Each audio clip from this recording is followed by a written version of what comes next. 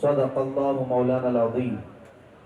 بارگاہ رسالت معاب صلی اللہ علیہ وسلم میں درود پاک کا ہدیہ پیش کریں۔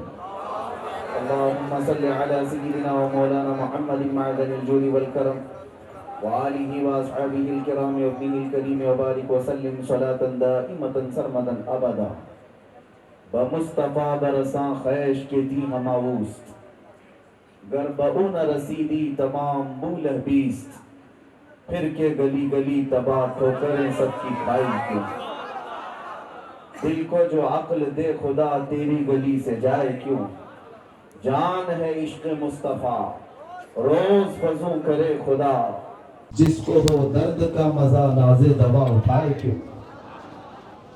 اور اسی پیرائے میں بات کہتا ہے دو عالم سے کرتی ہے بیگانہ دل کو، دو عالم سے کرتی ہے بیگانہ دل کو، عجب چیز ہے لذت آشنائی۔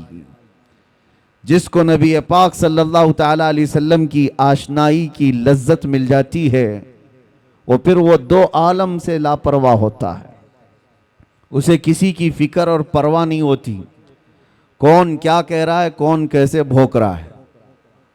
بس بارگاہ مصطفیٰ صلی اللہ علیہ وسلم سے جس کی وابستگی ہو، اعلیٰ حضرت امام اہل سنت فرماتے ہیں اپنے دل کا ہے انہی سے آرام، سونپے ہیں انہی کو سب کام، لو لگی ہے کہ اس در کے غلام چارہ درد رضا کرتے ہیں، جان و دل ہوش و خرد سب تو مدینے پہنچے، تم نہیں چلتے رضا سارا تو سامان گیا، انہیں جانا انہیں مانا نہ رکھا غیر سے کام، للہ الحمد میں دنیا سے مسلمان گیا۔ میرے عزیزو، میلاد مصطفیٰ صلی اللہ تعالیٰ علیہ وسلم کا یہ حسین اور پربہار موقع ہے، اور جس علاقے سے بھی ہم گزر جاتے ہیں روشنیاں بتاتی ہیں کہ کون رہتا ہے یہاں، لائٹنگ بتاتی ہے کہ کس طرح کے لوگ کس محلے میں رہتے ہیں، اجالا سنیوں کے اجالے کو بتاتا ہے اور اندھیرا کسی کے عقیدے کے اندھیرے کو بتاتا ہے۔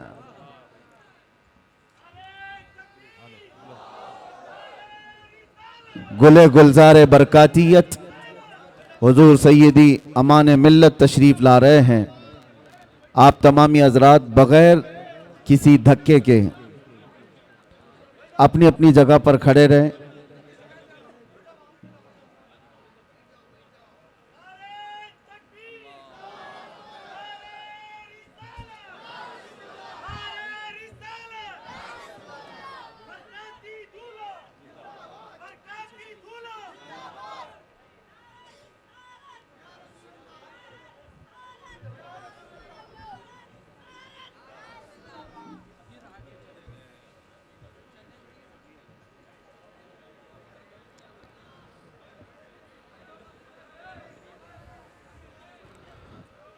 حضرات، آبروئے خانوادہ مارہرہ، گلے گلزار برکاتیت، یادگار اسلاف حضور سیدی و سندی امان ملت، اس بزم کی رونق نہیں بلکہ جان بنے تشریف رکھتے ہیں، اور عرصی کیرے والوں کی خوش نصیبی ہے کہ اس عظیم خانوادے کے چشم و چراغ کو آپ نے اپنے ہاں مدعو کیا ہوا ہے، بلکہ حضرت نے یہاں پر قدم رنجہ فرمایا ہوا ہے، جن کے دربار کی نسبت حاصل کر کے وقت کا مجدد یوں کہتا تھا کیسے آقاؤں کا بندہ ہوں رضا، کیسے آقاؤں کا بندہ ہوں رضا، بول بالے میری سرکاروں کے۔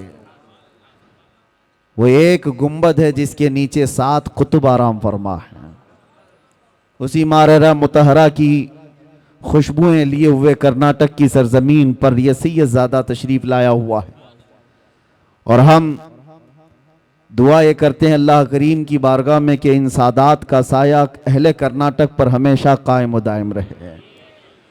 ان کی آمد سے جو فیوز و برکات چلتے ہیں، ساتھ ہی عقیدے کی حفاظت بھی ہوتی ہے، اور ایک صراط مستقیم پر چلنے کا حوصلہ عام سنی نوجوان کو ملتا ہے انہی چہروں سے۔ اللہ تبارک و تعالی اقبال بلند فرمائے۔ اور آج کی محفل کی بڑی عظیم رونق تھے حضور سیدی و سندی مرشدی امین ملت ادام اللہ فیوزہ، لیکن حضرت کی طبیعت کی علالت کی وجہ سے، ناساز ہونے کی وجہ سے حضرت تشریف نہیں لائے، اور انشاءاللہ ہم امید کرتے ہیں کہ بہت جلدی اس علاقے میں حضرت کو ہم دیکھیں گے انشاءاللہ۔ میلاد مبارکہ کا پربہار موسم ہے، ربیع الاول شریف، یہ جلسے جلوس کا مہینہ ہم سنیوں کے درمیان کہلاتا ہے۔ اور میرے عزیزو، یہ قسمت کی بات ہے، میلاد میلاد میلاد ایک لفظ سب جگہ مشہور ہے، اور میلاد کوئی ایک نئی چیز نہیں، میلاد تو پیدائش کو کہتے ہیں، پیدائش کو کہتے ہیں۔ لیکن نبی پاک صلی اللہ تعالیٰ علیہ وسلم کے ساتھ میلاد کا لفظ ہو جاتا ہے تو وہ صرف پیدائش نہیں، وہ عید میلاد ہوتی ہے، پیدائش کی خوشی بھی ہے ساتھ میں، ہر ایک کے لیے نہیں ہے، نبی پاک صلی اللہ علیہ وسلم کی ولادت کے ساتھ۔ مجھے آپ یہ بتاؤ، جو اس موسم میں کیڑے مکوڑے باہر نکل کر کے میلاد پر شرک اور بدعت کے فتوے لگاتے رہتے ہیں، ان سے پوچھو ہوتا کیا ہے میلاد میں؟ ذکر رسول پاک ہی تو ہے، نبی پاک صلی اللہ تعالیٰ علیہ وسلم کا ذکر کرنا، اس کے لیے تمہارے باپ داداؤں سے پرمیشن لینے کی ضرورت ہے؟ اللہ کریم جس کے ذکر کو قرآن پاک میں یوں فرماتا ہے وَرَفَعْنَا لَكَ ذِكْرَكَ، اور قرآن پاک آغاز سے اخیر تک قرآن ہے، نعت مصطفیٰ محبوب کے بیان کا کیسا انوکھا ڈھنگ ہے۔ ایک بات یاد رکھو میرے عزیزوں، ابھی میں دیکھ رہا تھا کوئی پڑوسی ملک کا ایک مولوی صاحب جو میلاد مصطفیٰ صلی اللہ علیہ وسلم کے متعلق سوال کیا جا رہا ہے تو دل کا کوڑ باہر نکل آتا ہے، نہیں ناجائز ہے، یہ کہیں ہے نہیں۔ سامنے والے نے کہا کہ سنا ہے، سنی لوگ جواب میں کہتے ہیں کہ مکہ میں حضور پیدا ہوئے تھے تو مکہ والوں نے میلاد نہیں منائی، اس لیے کہ کفار و مشرکین تھے جب حضور وہاں پیدا ہوئے تھے، لیکن جب مدینہ طیبہ تشریف لے گئے تھے تو مدینہ والوں نے دف بجا کر کے حضور کا استقبال کیا تھا، حضور کی آمد کا شاندار استقبال کیا تھا۔ تو سنی لوگ یہ کہتے ہیں کہ ہم مدینہ والوں کے نقش قدم پر چلتے ہیں۔ مولوی صاحب نے کہا میاں یہ تو ایک ایسی ہی بات ہے، پھیلائی ہوئی بات ہے، میں ان لوگوں سے کہتا ہوں کہ مدینہ طیبہ میں حضور ایک بار آئے تھے، ایک بار استقبال ہوا، کیا ہر سال تھوڑی نہ ہوتا ہے؟ حضور پیدا ہوئے ایک سال تو کیا ہر سال تھوڑی نہ منائی جاتی ہے؟ جبکہ اس کمبخت مولوی صاحب کو یہ نہیں پتا ہر سال آزادی کے موقع پر خود بھی کھڑا ہوتا ہے، پورے ملک کی آزادی کی خوشیوں میں بچوں کو بھی جھنڈے لے کر کھڑا ہوتا ہے۔ ہم ان سے پوچھتے ہیں تمہارا ملک ایک بار آزاد ہوا تھا کہ ہر سال آزاد ہوتا ہے؟ ایک ہی بار ہوا تھا، لیکن اس کی یادگار تو مناتے ہو۔ یہاں پر کوئی ان کو جواب نہیں ہے، اس کو یہ کہتے ہیں کہ نہیں یہ تو ایک دنیاوی معاملات ہے، اس کو دین پر قیاس نہ کرو۔ ان کے گھر میں چور بیٹا پیدا ہو، پتہ ہی نہیں اس کا مستقبل کیا ہونے والا ہے، پتہ ہی نہیں ہے، بڑا ہو کر کے ڈاکو بنے گا کہ ڈاکٹر بنے گا معلوم نہیں، لیکن برتھڈے ہر سال اس کا ہونا چاہیے، کیک بھی بڑا لاؤ، مٹھائیاں بھی لاؤ، لوگوں کو دعوتیں بھی دو۔ سب کے گھر اس سے آج کل بچے کسی کے نہیں ہیں، ہو سکتا ہے کسی کے ہاں تھوڑا کسی کے ہاں زیادہ، لیکن منا رہے ہیں سب۔ ایک ٹرینڈ نہیں ہے برتھڈے منانے کا، تم نہیں بھی مناؤ تو بچے تمہاری گردن پہ چڑھ کے پوچھتے ہیں میرا برتھڈے ہے کیوں نہیں منا رہے ہو؟ وہ بچوں کو آج میں یہ تعلیم دینا چاہتا ہوں کہ اللہ نہ کرے تمہارے ہاں کہیں پر بھی یہ سڑن اگر آ گئی جو حضور کی میلاد پر یہ کہتے ہیں ایک ہی سال حضور تشریف لائے تھے، ہر سال کیوں؟ تو اپنے باپ سے بھی کہو میں ایک ہی بار پیدا ہوا تھا، ہر سال برتھڈے کیوں؟ ہر سال کیوں؟ میرے عزیزو، جس کا فیوچر معلوم ہی نہیں یہ کیا ہونے والا ہے، اس کی خوشیاں مناتے ہو، اور جو محبوب رب العالمین ہے، جس کا آنا یہاں پر برکت ہے اور جس کا رہنا یہاں رحمت ہے، اور اس کے آنے کے دن کو ہم یادگار نہیں منا سکتے؟ دوسری ایک اور بات، پھیلائی جاتی ہے، یہ اس لیے کہ کنفیوژن میں دور کرنا چاہتا ہوں. سنی لوگ بیچارے ایسے بوچھار آ جاتے ہیں تو پریشان ہو کر کے کہتے ہیں ایسا ہے کیا، کیونکہ علم سے واسطہ کم رہتا ہے. لیکن سوشل میڈیا پر آج کل آپ زیادہ ایکٹیو ہیں، تو ہم بھی چاہتے ہیں کہ اسی طرح سے آپ کو جواب بھی پروس دیا جائے. ایک چیز اور پھیلائی جاتی ہے کہ 12 ربیع الاول کو تم تو حضور کی ولادت کی خوشی مناتے ہو، جلوس نکالتے ہو، تمہیں یہ نہیں معلوم سنیو کہ حضور کا اس دن انتقال بھی ہوا تھا، حضور اس دن دنیا سے رخصت بھی ہو گئے تھے. تو غم ہونا چاہیے جو صحابہ کو اتنا غم تھا. صحابہ تھوڑی نہ خوشیاں منا رہے تھے، حضور کے جانے کا دن ہے. کیا عجیب چیز کے ذریعے سے لوگوں کے ذہن کو خریدنے کی کوشش کی جاتی ہے. یہ ایسی ہی بات ہے، میں آپ کو بتاتا ہوں، اس پر میں جواب بعد میں دیتا ہوں. ابھی ہم مدینہ شریف میں تھے تو ایک صاحب مٹی لے کر کے آئے تھے واپس. کہا کہ حضرت ہم جو ہے یہ 6 مہینے پہلے عمرہ پہ آئے تھے، جنت البقیع کی کچھ مٹی لے کر کے گئے تھے، تو لوگوں نے اتنا ڈرایا کہ جنت البقیع کی مٹی جو ہے جدائی کے غم میں روتی ہے، اس کو واپس لے کے آیا. خیر ٹھیک ہے، تمہاری عقیدت اپنی جگہ، اور کس نے اس طرح کی باتیں کی. ہم یہ نہیں کہتے کہ سب مٹی اٹھا لاؤ. کسی نے کہا مدینے کی مٹی وہ اپنی نسبت کے لیے احترام کے طور پر اس کا اپنا معاملہ ہے، اٹھایا تو اٹھایا، لایا تو لایا. لیکن بہکانے والے نے اس کو کس انداز سے بہکایا؟ ایسے کہ جدائی کے غم میں روتی ہے، واپس لے جا. میں نے اس سے کہا اس مولوی کو پکڑ کے کھجور نہیں روتا کیا، جو مدینے سے 10-10 کلو بھر کے لاتے ہو؟ مدینے کے درختوں میں کھجور بھی تو ہے، توڑ کے لاتے ہو. زمزم نہیں روتا کیا، وہاں کے کنویں سے اٹھا کر کے لاتے ہو؟ کس طرح کی اس طرح مینوپولیٹ کر کے لوگوں کے دماغ کو. امام اعمش ایک بہت بڑے بزرگ ہیں، ان کے پاس ایک صاحب آئے تھے اور انہوں نے کہا تھا ایسا ہی سوال امام اعمش کے پاس. کہا کہ حضور میں مسجد میں سجدہ کر کے جاتا ہوں، کنکریاں پیشانی پر لگ جاتی ہیں، میں گھر پر جاتا ہوں جھاڑتا ہوں تو کچھ لوگوں نے کہا مسجد کی جو کنکریاں پیشانی پر لگتی ہیں وہ اگر گھر میں جا کر جھاڑو گے تو وہ چیختی ہیں، چلاتی ہیں کہ مسجد سے مجھے اٹھا کر تم باہر لے آئے. امام اعمش سے اس نے پوچھا کہ اس کا حل کیا ہے بتائیے. تو امام نے کہا جب وہ چیخنے چلانے لگے تو ان کا گلا دبا کے پکڑ لینا. جب وہ کنکریاں چیخنے چلانے لگے تو ان کا گلا دبا لینا. اس نے کہا کہ حضور یہ بھی کیا جواب ہے، کیا کنکریوں کا گلا ہوتا ہے؟ آپ نے کہا گلا نہیں ہوتا تو چلاتی کہاں سے؟ وہ بڑے امام تھے، بڑے بزرگ تھے، وہ اس طرح کے جواب دیتے تھے. یہ جو آج پھیلایا گیا ہے، ہاں حضور کی ولادت بھی ہوئی تھی، حضور کا وصال بھی ہوا تھا 12 ربیع الاول کو. لیکن فرق یہ ہے میرے عزیزوں، نبی پاک صلی اللہ تعالی علیہ وسلم کے جانے کے غم کے بارے میں تم کہتے ہو. ہم دونوں چیزوں کو رکھ کر کے دیکھتے ہیں، تمہارے اوپر حضور کے جانے کا غم غالب کیوں ہے؟ حضور پاک صلی اللہ تعالی علیہ وسلم کی آمد کی خوشی کیوں نہیں ہے؟ ایک قرآن کی آیت سے میں بتاتا ہوں. اس امت پر اللہ تبارک و تعالی ویسے عذابات نازل نہیں کرتا جیسے پچھلی امتوں پر آتے تھے. پچھلی امتیں جب گناہ کرتی تھی، کچھ بندر بن گئے، کچھ خنزیر بن گئے، کسی پر نوکیلے پتھروں کا عذاب آیا. رب تعالیٰ فرماتا وَأَمْطَرْنَا عَلَيْهِمْ حِجَارَةً مِّن سِجِّيلٍ مَّنضُودٍ، ہم نے ان پر نوکیلے پتھروں کی بارش کر دی.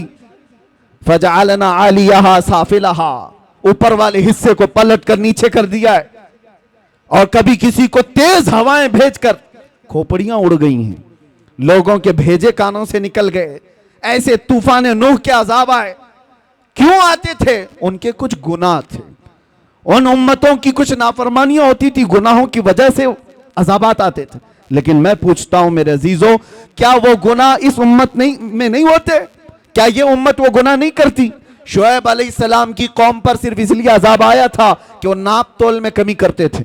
یہاں تو پتہ نہیں ہر چوتھا پانچواں دکاندار وہی کر رہا ہوگا.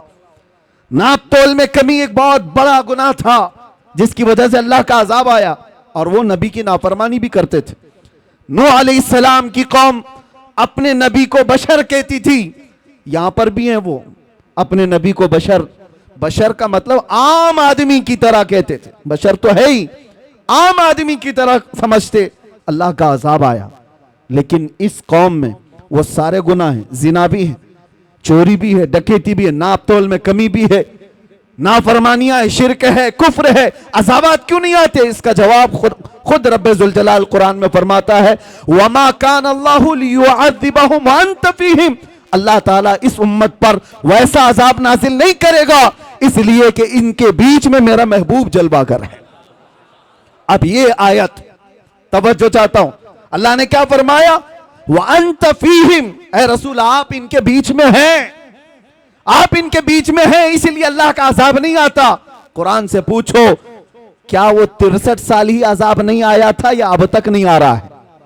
حضور جب روئے زمین پر تھے 63 سالہ ظاہری زندگی، اس وقت بھی عذابات نہیں آئے، 1400 سال گزر گئے اب بھی وہ عذابات نہیں آتے، بلکہ قیامت تک ویسے عذابات نہیں آئیں گے۔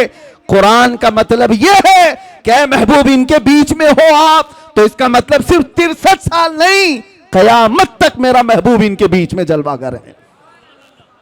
تو تم کہاں سے یہ چیز لے کر کے آ گئے کہ حضور پاک صلی اللہ تعالیٰ علیہ وسلم کے جانے کا غم؟ میرے عزیزو، حضور ہمارے درمیان موجود ہیں۔ ایک بزرگ کی بات مجھے یاد آتی ہے، مدینے کے بڑے عاشق تھے، مدینے سے جانا نہیں چاہتے تھے، حضور پاک صلی اللہ تعالیٰ علیہ وسلم کے دربار میں حاضری دی، اور جب جانے کا وقت آیا تو رونے لگ گئے، کہا کیا آقا کے دربار میں جو مہمان آتا ہے اسے واپس بھیج دیا جاتا ہے جس کو جانے کی تمنا نہ ہو؟ روتے روتے سو گئے۔ میرے آقا صلی اللہ علیہ وسلم خواب میں تشریف لائے، اس بزرگ کے کہا کہ جس کا عقیدہ یہ ہے کہ میں صرف مدینے میں رہتا ہوں تو وہ مدینے میں ہی رہ جائے، جس کا یہ ماننا ہے کہ صرف میں مدینے میں ہی رہتا ہوں تو وہ یہی رہ جائے، اور جس کا یہ ماننا ہے کہ ہر عاشق رسول کے ساتھ رہتا ہوں تو وہ دنیا کے کسی بھی کونے میں جائے میری خوشبوئیں اس کے ساتھ ہیں۔ عزیزان گرام وقار، ہم سب سنیوں کا یہ عقیدہ ہے کہ ہم جو میلاد پاک صلی اللہ تعالیٰ علیہ وسلم مناتے ہیں، اس میں موت کا ذکر چھیڑ کر کے، حضور پاک کے انتقال کی خبر ملا کر کے سنیوں کو ورغلانے کی کوشش کی جاتی ہے۔ اس وقت میں آپ کو بتاؤں، ولادت کی خوشی اور موت کے غم، دونوں چیزوں کو بتا رہا ہوں میں، دونوں چیزوں کو۔ ولادت کے دن سب سے زیادہ غم اگر کسی کو تھا تو وہ ابلیس کو تھا، یہ پکی بات ہے کہ نہیں؟ شیطان کو سب سے زیادہ غم تھا۔ اور یہ صاحب کچھ لوگ اعتراضات کرتے ہوئے یہ کہتے ہیں کہ میلاد کے بارے میں ہم لوگوں پر اعتراض کرتے ہو کہ ہم شیطان کے چیلے، ہم میلاد نہیں مناتے، اور ابلیس لعین کو حضور پاک صلی اللہ علیہ وسلم کے جانے کی خوشی ہوئی تھی اور تم لوگ اس دن خوشیاں مناتے ہو۔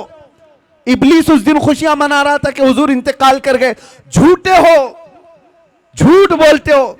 جس دن حضور کا انتقال ہوا اس دن بھی شیطان خوش نہیں تھا، بلکہ وہ یہ کہہ رہا تھا یہ تو دنیا سے چلے گئے لیکن اسلام پورے کونے تک پھیل جائے گا۔ ابلیس تو تم سے زیادہ جانتا تھا، اس لیے حضور کے انتقال کے دن ابلیس خوش نہیں تھا جو ہم پر اعتراض کر کے بولتے ہیں۔ ابلیس خوش نہیں تھا، وہ اس دن بھی غم میں تھا کہ حضور گئے تو گئے لیکن صدیق بھی چھوڑ گئے، فاروق بھی چھوڑ گئے، عثمان بھی ہے، حیدر بھی ہے، اور نبی پاک صلی اللہ تعالیٰ علیہ وسلم کا یہ مشن نہ رکا تھا نہ رکے گا۔ عزیزان گرامی وقار، یہ میلاد کے سلسلے میں چند باتیں تھی جو آپ کو بتانا ضروری ہے، اور بلکہ ہر سال یہ ریپیٹ کی جاتی ہیں اور اب محفوظ رہیں گی۔ اگلا سال پھر آئے گا، پھر آپ یہ چیزیں سن لینا، یہ اسپرے کا کام کریں گی، جب جب کہیں سے کاکروچ آئے تو اسپرے مار دینا۔ نوجوانوں کے لیے خاص طور پر اپنے عقیدے کی حفاظت کرو، اپنے عقیدے کی حفاظت کرو۔ جان ہے عشق مصطفیٰ روز فزوں کرے خدا، جس کو ہو درد کا مزہ ناز دوا اٹھائے کیوں۔ آج میں یہ بات عرض کرنا چاہوں گا جو قرآن کی آیت میں نے تلاوت کی۔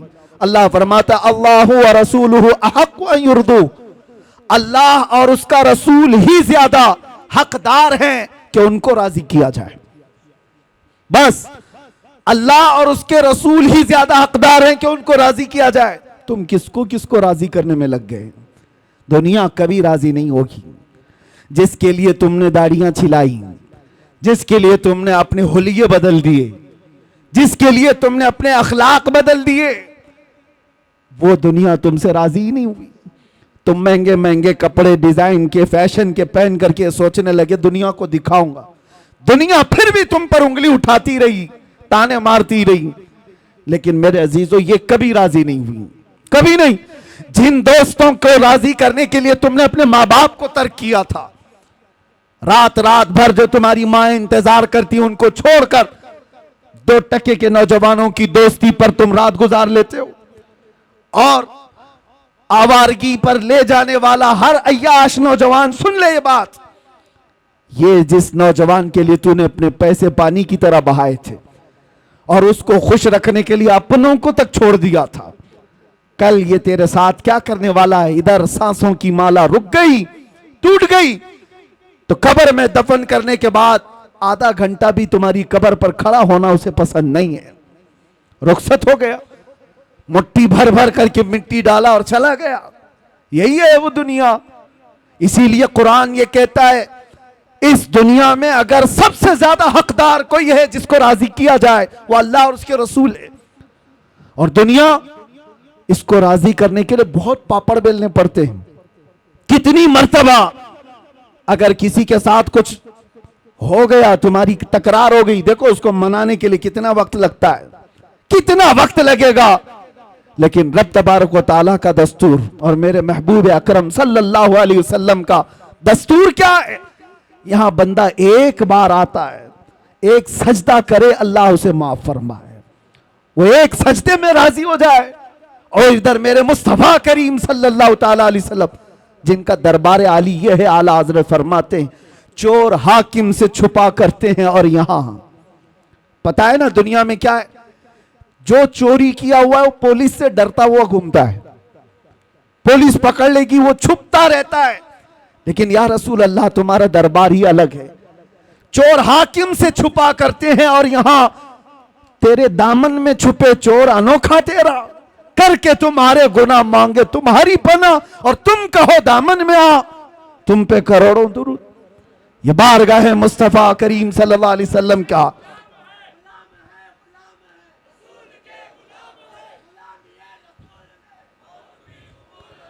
اس رسول پاک صلی اللہ تعالیٰ علیہ وسلم کو راضی کرنے کے لیے برسوں نہیں لگتے، صدیاں نہیں لگتی، بلکہ بس منٹوں کی بات ہے. ادھر تمہارے دل سے آہ نکلی، ادھر وہ میرے مصطفیٰ کریم صلی اللہ علیہ وسلم کی طرف سے دعائی آ گئی. آپ کو میں بتاؤں، حضرت ابو حفص سمرقندی فرماتے ہیں مکہ مکرمہ میں ایک شخص کا انتقال ہو گیا تھا اور مرتے ہی اس کا چہرہ گدھے کی شکل کا بن گیا، چہرہ بدل گیا تھا. ایک ہی بیٹا تھا، دیکھا میت کو ڈر گیا کہ میت کو دکھائیں تو کیسے دکھائیں لوگوں کو، بدنامی کتنی ہوگی، رسوائی کتنی ہوگی. اس نے کیا کیا، گھر کے سارے دروازے بند کر دیے اور عورتوں سے، گھر والوں سے کہا کہ گھر کے اندر ہی گڑھا کھود کر ہم اسے دفن کر دیں گے، یہیں دفن کر دیں گے میرے باپ کو. چہرہ جانور کی طرح دکھ رہا ہے، وہ رو رہا تھا، غم میں تھا. اسی اسنا میں اس کے گھر کا ایک دروازہ کھلا، ایک بزرگ گھر کے اندر آئے، چہرے پر چادر پڑی ہوئی تھی. وہ سیدھے گئے اور اس میت کے پاس کھڑے ہو کر اس کی چادر ہٹائی اور اپنا چہرہ، اپنا ہاتھ اس کے چہرے پر رکھا.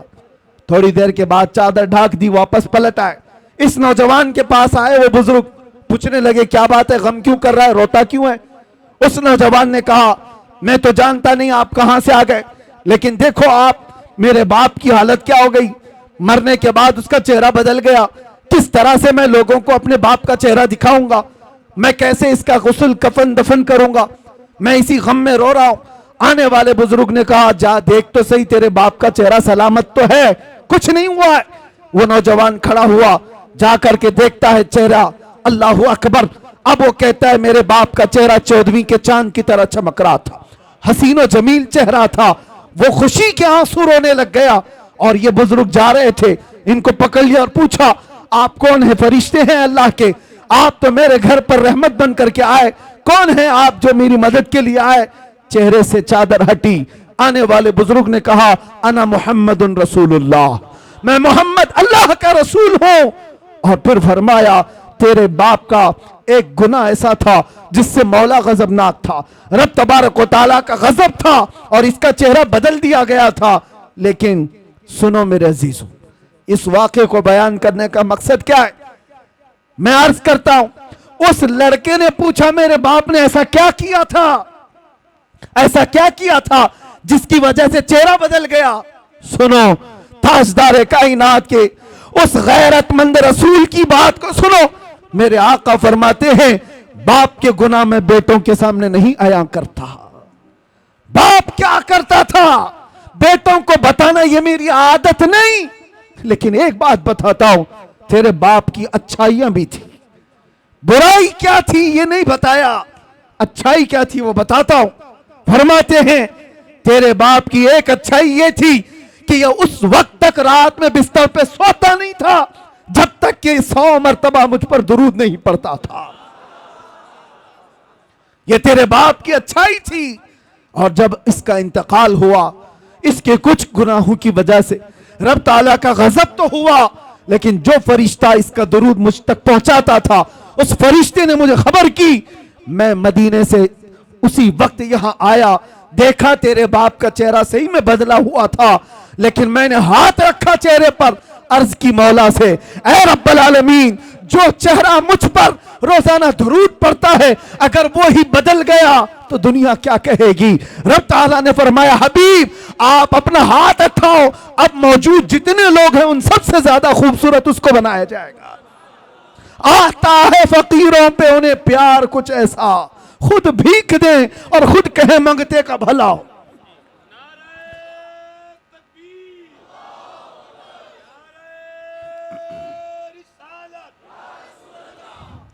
یہ بات کس لیے میں نے عرض کی؟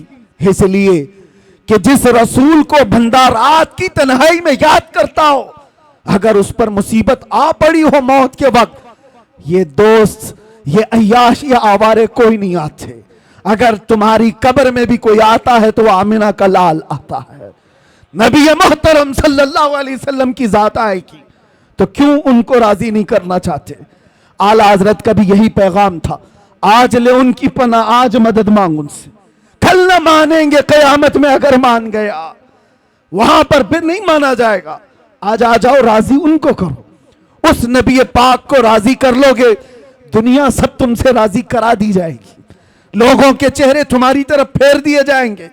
میں ایک ادنا سا کتا ہوں دربار مصطفیٰ کا، بلکہ اس میں بھی شمار ہو جائے تو قسمت کی بات ہے۔ سگے طیبہ سب مجھے کہہ کر کے پکارے بے دم، یہی رکھی ہو میری پہچان مدینے والے۔ ہماری اس سے زیادہ کی اوقات بھی نہیں، لیکن میں ایک بات عرض کرتا ہوں، ہم نے لو لگائی تھی بارگاہ مصطفیٰ کی طرف، اور ہم نے سارا موضوع، سارا عنوان سمیٹ کر کے یہ طے کیا تھا کہ اب زندگی باقی ہے تو حضور پاک صلی اللہ علیہ وسلم کے ناموس کی حفاظت کے لیے ہی بولیں گے۔ یہ عرض کیا، عہد کیا تھا، اس کا اثر ہم دیکھتے ہیں، سال نہیں گزرے، سال 2 سال نہیں گزرے، لاکھوں کے دلوں کو اللہ نے اس طرف پھیر کر کے رکھ دیا۔ پتہ یہ چلا وہ اگر راضی ہے تو مولا پوری کائنات کو ایک طرف پھیر دیتا ہے۔ ان کو راضی کرو۔ اور چپے چپے پر امام احمد رضا کی بات یوں ہی نہیں پھیلائی جاتی۔ اعلیٰ حضرت، یہ کبھی اعلیٰ حضرت آئے یہاں پر، لیکن ابھی میں کہوں عشق محبت، عشق محبت ایک ہی جملہ آئی ہے، ایک ہی ہے، کسی بھی جگہ پر جاؤ۔ اعلیٰ حضرت نے اپنے پرچارک نہیں پیدا کیے تھے، ایڈورٹائزمنٹ کے لیے کوئی بہت زیادہ سرمایہ خرچہ نہیں کیا تھا، نہ ہی ان کے سپاہیوں کو دوڑا رکھا تھا، نہ سوشل میڈیا کا دور تھا، لیکن جاؤ دنیا کے جس کونے میں بھی وہ نام ضرور تمہیں ملے گا۔ اعلیٰ حضرت کیوں؟ اس لیے کہ زندگی بھر جس کو راضی کرنے کی کوشش کرتے رہے، تو میرے مصطفیٰ کا یہ قانون ہے، جو ان کا ہوتا ہے اللہ تعالیٰ اس کی محبت ہر ایک کے دل میں پیدا کرتا ہے۔ اور آج اعلیٰ حضرت کو ہم یوں نہیں یاد کرتے کہ اعلیٰ حضرت نے ہمیں فتاوی رضویہ دے دیا ہے، اعلیٰ حضرت نے ہمیں یہ دے دیا وہ دے دیا ہے، بلکہ جہاں سے یاد کرتے ہیں تو یوں کہتے ہیں ڈال دی قلب میں عظمت مصطفیٰ. کیوں یاد کرتے ہیں؟ ڈال دی قلب میں عظمت مصطفیٰ سیدی اعلیٰ حضرت پہ لاکھوں سلام.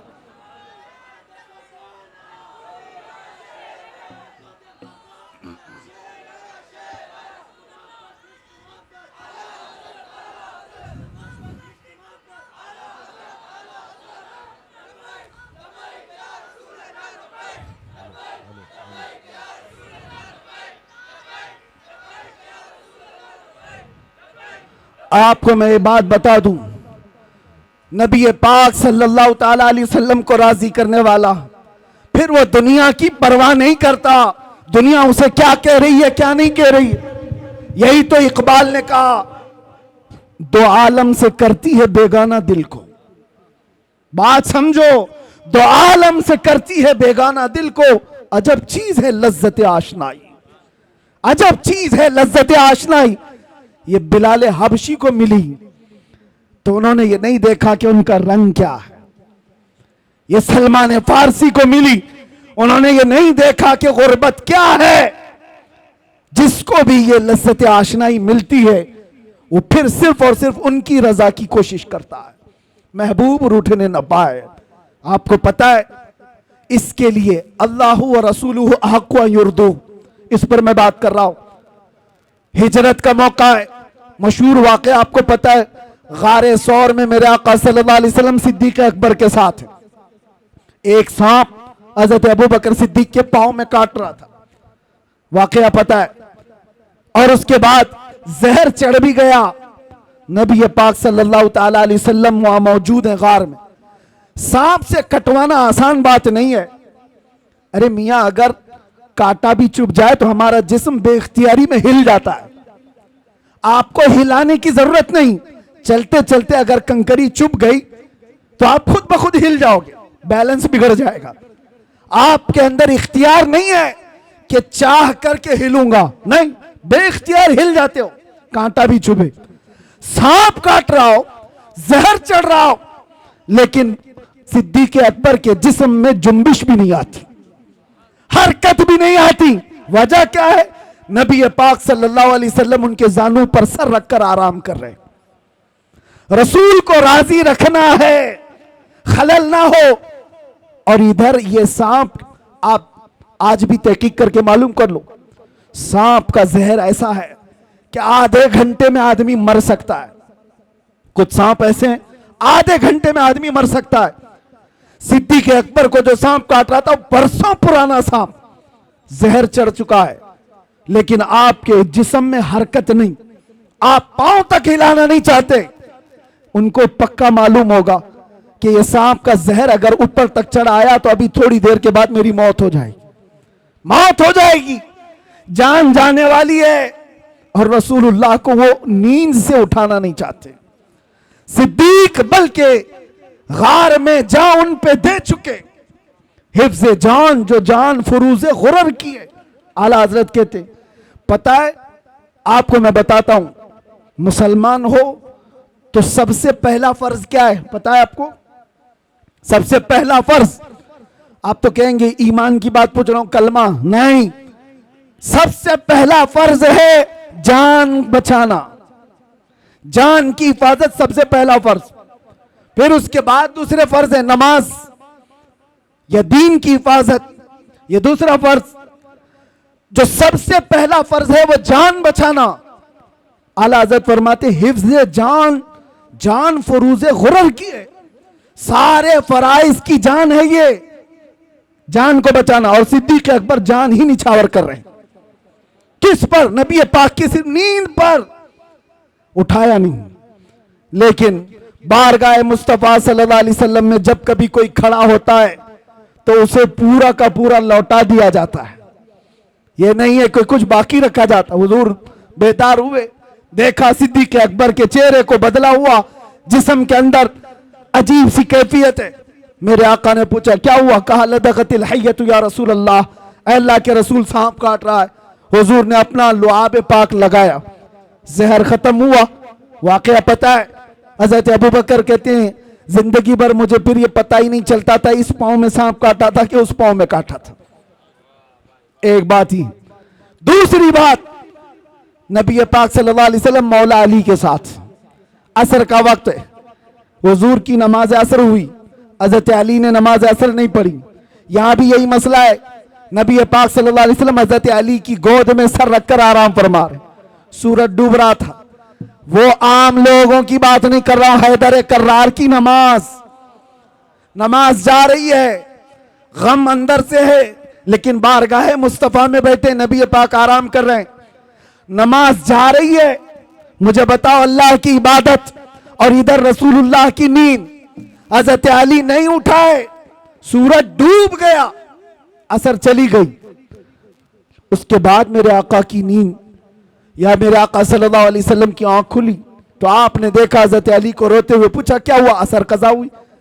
हुजूर पाक ने उनके लिए भी क्या किया? इशारा किया, डूबे हुए सूरज को पलटाया। वाकया पता है, असर की नमाज हजरत अली की अदा हो गई। दो चीजें मैंने आपके सामने रखा, एक सिद्दीक अकबर जिनको चाहिए था जान बचाना, जो सबसे पहला फर्ज है वो निछावर कर दिया, और हजरत अली को जो दूसरा फर्ज है नमाज की हिफाजत, वो भी छोड़ दिया। किसके लिए? रसूलुल्लाह के लिए। किसके लिए? नबी पाक की नींद के लिए।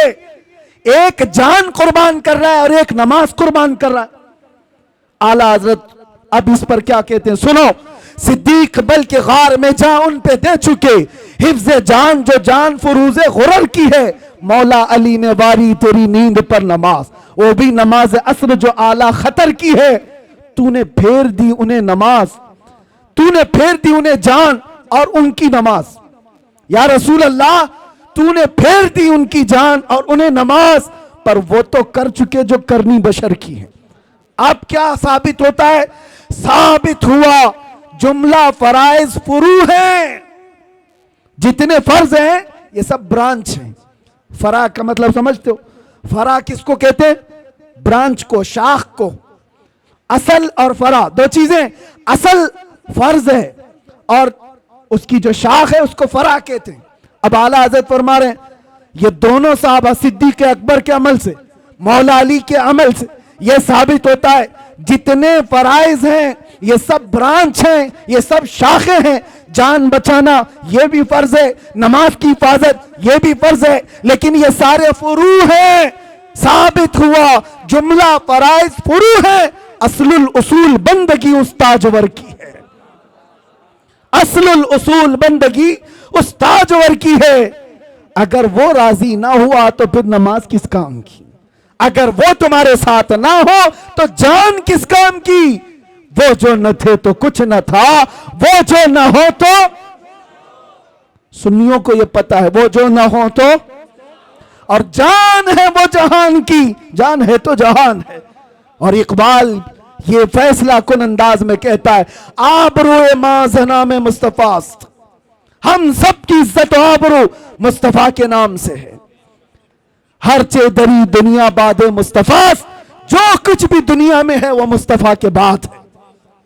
इस नुक्ते पर आ जाओ ऐ सुन्नी मुसलमानों, हमें राजी करना है, हमें करनी है शहंशाह बतहा की रजा जोई। वो अपने हो गए तो रहमत परवरदिगार अपनी। बस राजी करने पर लगे रहो मेरे मुस्तफा करीम सल्लल्लाहु अलैहि वसल्लम को। अगर वो राजी हो गए तो रहमत परवरदिगार हमारी। ये एक बात और बताता हूं, किस चीज के लिए दौड़ भाग कर रहे हो? सियासत के लिए, हुकूमत के लिए, चलो दौड़ भाग कर रहे हो, एजुकेशन के लिए, सक्सेस के लिए, दुनिया में क्या क्या चीजें सब गिनाओ, मैं बोलता हूं। सियासत चाहिए तुम्हें, क़ियादत चाहिए तुम्हें, एजुकेशन चाहिए, मुकाम बुलंद मर्तबा चाहिए, सब चाहिए। सारी चीजें कहां से मिलेंगी? बताता हूं तुम्हें। हुकूमत, सियासत, ये दुनिया, ये सारी चीजें। इकबाल की बात तो सुनो, कहता है कि मोहम्मद से वफा तूने तो हम तेरे हैं। अरे ये जहां चीज है क्या? अरे ये जहां चीज है क्या?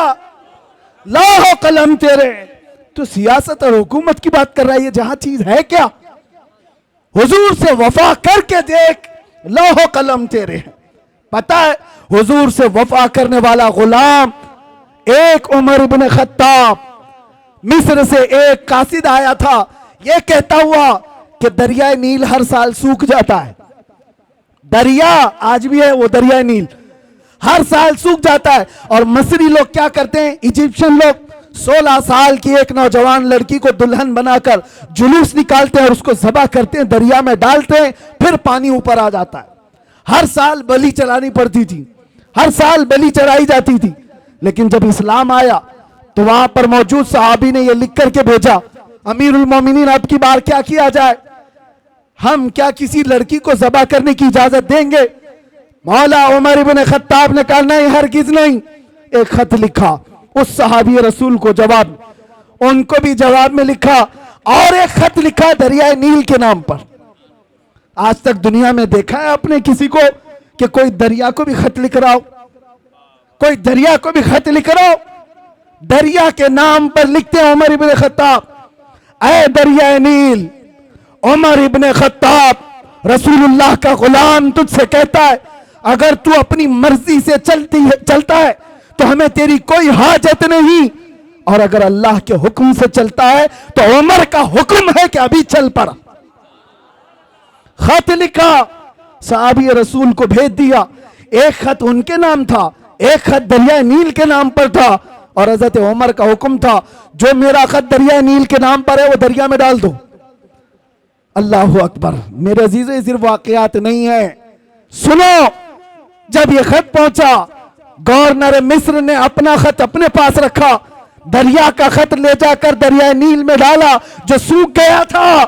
तारीख निगार बताते हैं खत जैसे ही पड़ा 16 गज पानी ऊपर मौजे मारता हुआ आ गया था। किसकी हुक्मरानी है, किसकी हुक्मरानी है? नबी का जो हो गया हर चीज उसके कदमों के नीचे ला दी जाती है। इसी को कहा है इकबाल ने कि टल न सकते थे जंग में अगर अड़ जाते थे, पांव शेरों के भी मैदान से उखड़ जाते थे, हक से सरकश हुआ कोई तो बिगड़ जाते थे, अरे तेग क्या चीज, हम तोप से भी लड़ जाते थे। आ गया इन लड़ाई में गर वक्त नमाज, किबला रूहों के जमीन बोस हुई कौम हिजाज। और उसी में इकबाल कहता है, दश्त तो दश्त है दरिया भी न छोड़े हमने, बहरे जुल्मात में दौड़ा दिए घोड़े हमने। नबी पाक सल्लल्लाहु अलैहि वसल्लम का जो गुलाम होता है, उनसे जो वफा किया है, अल्लाह ताला सारी कायनात उसको मुसख्खर करके दे देता है। वो तो सिर्फ दरिया की एक मिसाल मैंने दी, दरिया की एक मिसाल दी। सहाबा कराम के ऐसे ऐसे वाकयात। हजरत सफीना एक जंगल में रास्ता भटक गए थे, मदीने के करीब एक जंगल में रास्ता भटक गए। कहते मैं रास्ता नहीं पा रहा था, अचानक एक दरिंदा आ गया, शेर मुंह फाड़े हुए मेरे सामने आ गया। साहबी रसूल है, सुनो तवज्जो से। और शेर को देखकर किसकी हैबत नहीं होती, सब कपकपी आ जाती। हजरत सफीना कहते हैं जैसे ही वो शेर करीब आया, मैं क्या करता, मेरे पास ना हथियार, ना भाला, ना नेजा, कुछ नहीं। जब वो मुंह फाड़ कर मेरे पास आया, मैंने चीख करके इतना कहा, या अबल हारिस अना मौला रसूलुल्लाह, ऐ फाड़ खाने वाले दरिंदे, मैं रसूलुल्लाह का गुलाम हूं। हजरत सफीना कहते हैं वो शेर सर झुकाकर मेरे तलवे चाटने लगा और दुम हिलाता हिलाता, रास्ता दिखाता दिखाता मुझे मदीने तक छोड़कर गया। उनके जो हो जाओ कायनात उसकी तरफ है। इसीलिए कुरान क्या कहता है, अल्लाह व रसूलुहु अहक्कु अन युर्दू, अल्लाह और उसके रसूल इस बात के ज्यादा हकदार हैं उन्हें राजी किया जाए। ये जितनों को राजी करने के लिए तुम पापड़ बेलते रहते हो, झंडे लगाकर, अपने गलों में पट्टे डालकर, इसके उसके नारे लगा लगा कर, होता क्या है, सियासी लोग तुम्हें लॉलीपॉप तो दे सकते हैं, बाकी कुछ नहीं। और क्या है, इनके पास इधर से धक्का मारा उधर पहुंचा, उधर से धक्का मारा इधर पहुंचा, और इनके खुद के 5 साल के ठिकाने नहीं। जिनके 5 साल के ठिकाने नहीं, उनसे तुम अपनी आबरूएं वाबस्ता की हो, अपनी उम्मीदें वाबस्ता की हो। और जो सुल्तान और बादशाह क़यामत तक का है, उसके दरबार की तरफ हाथ क्यों नहीं उठाती? उसके दरबार की तरफ उठाओ। इसीलिए मारहरा का अजीम कलंदर अपने दौर में हुजूर सैयदुल उलमा جب وہ دورے کرتے تھے ان کا بھی ایک وقت تھا جب حکومت بھی کانپ رہی تھی ان کی زبان سے نکلنے والے الفاظ اور ہزاروں کے مجمع میں ان کا اثر دیکھ کر. اور اس زمانے میں حکومت ایک ڈکٹیٹرشپ کی طرح تھی.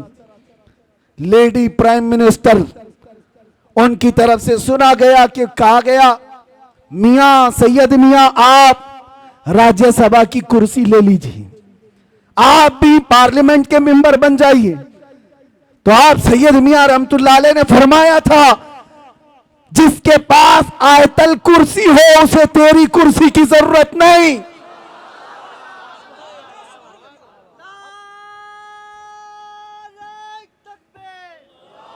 اور ایک بات, اسی مرد قلندر کا یہ نعرہ جو میرا ٹاپک ہے, اسی مرد قلندر کا یہ نعرہ دیکھا ہوگا دنیا میں یہ لوگ کس کو راضی کرنے کے لیے بھاگتے رہتے ہیں, اپنی زندگیاں برباد کیے. 40 سال جنہوں نے نوکری کی آج ان کی حالت کیا ہے, جیلوں میں بند پڑے ہوئے, ان کو پوچھنے والا کوئی نہیں, اور جھنڈے اٹھا کر گھومتے تھے اور آج جیلوں میں بند پڑے. میں نہیں کہتا کہ جیل میں کسی قصور کی وجہ سے گئے ہو کہ نہیں گئے ہو, لیکن کاش مصطفیٰ کے نام پر گئے ہوتے تو دنیا کا ہر چپا تمہارے لیے دعا کر رہا ہوتا. تم تو کسی پارٹی کی نوکری کر کے گئے, کسی پارٹی کی نوکری کرتے گئے, اپنی زندگی کے بیش بہا وقت کسی کی دھوتی اٹھانے میں, کسی کی ساڑی اٹھانے میں. ان کا حال یہی ہے, ان کے ساتھ بیٹھا ان کو راضی کیا, ان کے ساتھ بیٹھا ان کو راضی کیا, الیکشن میں اس کی سیٹ زیادہ آ گئی در بدل لیا. یہ سب کرنے والوں کے انجام کیا ہوتے. اسی لیے سید میاں کا یہ نعرہ سنو, یہ سارے حالات دیکھ کر مارے رام متحرہ کے مرد قلندر کا یہ نعرہ تھا, کسی کی جے وجے کیوں پکاریں, کیا غرض ہم کو, ہمیں کافی ہے سید اپنا نعرہ یا رسول اللہ.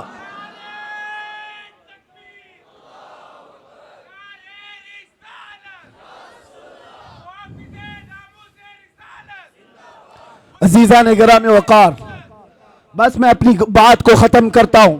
اللہ اور اس کے رسول کو راضی کرنے کی فکر میں رہو, باقی کسی کو راضی کرنے کی ضرورت نہیں. کوئی راضی نہیں ہوگا, یہ بات پکی ہے, یہ بات پکی ہے. ہم سے بھی کہا جا رہا تھا, ہم سے بھی کہا گیا تھا جب لاسٹ دن تھے ہمارے باہر آنے سے پہلے, آفر بہت سارے آئے ہیں لیکن میں اظہار نہیں کرنا چاہتا, یہ کیا آپ یہ نہیں بولیں گے اور آپ یہ بولیں گے, آپ اس طرح سے کام کریں گے, ملک کا بھی فائدہ ہوگا, اس کا بھی فائدہ ہوگا. ہم سب سمجھتے ہیں کس کا فائدہ ہوگا. یہ باتیں کرنے والوں سے میں ایک بات کہا تھا, تمہاری کیا گارنٹی ہے کہ کب تک تم راضی رہو گے, کب تک تم راضی رہو گے. آج ہم یہ بولنا چھوڑ دیں, تم اس کے بعد کل لا کر کے کہو گے کہ قرآن پڑھنا بھی چھوڑ دوں, تیسرے دن بولو گے کلمہ بھی مت پڑھنا. یعنی تم کو راضی کرتے کرتے پورے کپڑے اتار دیے جائیں. اس لیے یاد رکھو اے مسلمانوں, دنیا کو راضی کرنے میں کبھی اپنے آپ کو بدلنے کی ضرورت نہیں. اللہ اور اس کے رسول کو راضی کرنے میں اپنا وقت لگاؤ, اور اللہ تعالیٰ ایسا مقام بناتا ہے, ایسا مقام بناتا ہے کہ تم مر کے بھی چلے جاؤ گے, نام اللہ مٹنے نہیں دیتا, نام مٹنے نہیں دیتا. بس یہی میرا میسج ہے کہ آج جھوم کر کے ہم یہ کہہ کر کے جائیں گے, دنیا کسی بھی طرف بلائے, دنیا کسی بھی لالچ کی طرف ہمیں پکارے, ہمیں وہ نہیں دیکھنا ہے اور نہ ان کو راضی کرنا ہے, نہ حسن کو راضی کرنا, نہ دولت کو راضی کرنا, نہ وقت کے طاقتوں کو راضی کرنا. بس ہمارا کیا مشن ہے, اپنا سب کچھ گنبد خضرا کل بھی تھا اور آج بھی ہے, میرے نبی سے میرا رشتہ کل بھی تھا اور بتلا دو گستاخ نبی کو غیرت سنی زندہ ہے, ان پہ مر مٹنے کا جذبہ کل بھی تھا اور لبیک یا رسول اللہ.